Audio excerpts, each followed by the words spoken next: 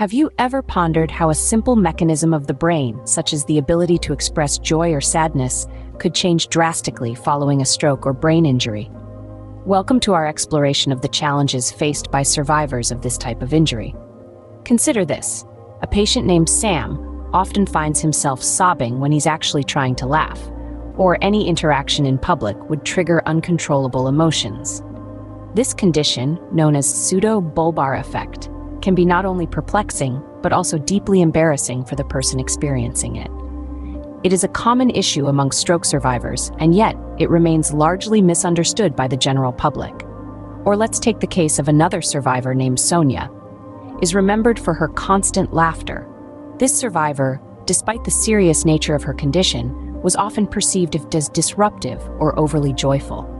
Little did people know, her laughter was an after effect of her stroke, a stark contrast to her actual feelings.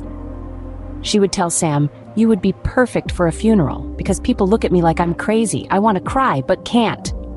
These are just two examples of the complex challenges faced by brain injury survivors. Aphasia, a condition that affects the ability to speak, is another common hurdle. Imagine the frustration of not being able to put words together or express your thoughts accurately.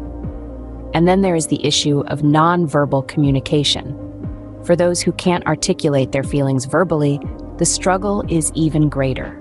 Isolation becomes a common coping mechanism due to the lack of public understanding and education about these conditions. So many survivors find it less of a hassle to just isolate rather than attempt communicating. It's surprising, isn't it? Stroke is the largest disability maker worldwide, yet the resources for aftercare and family education are scarce or limited, according to access to a larger metropolitan area nearby.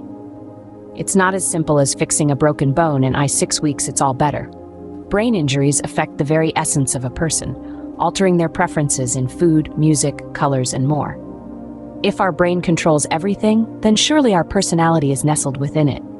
Simply said, our likes and dislikes of taste, smells, hearing, and sight can be affected. That cup of coffee that a survivor used to like might be the one thing they hate after injury.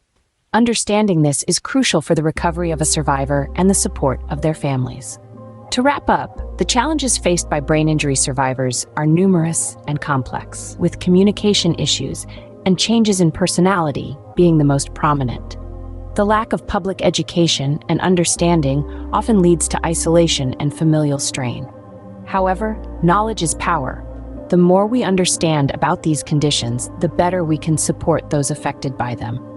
So let's strive for understanding, for empathy, and for a society that recognizes the strength of survivors and supports them in their journey of recovery. Because every survivor deserves to be truly seen and understood.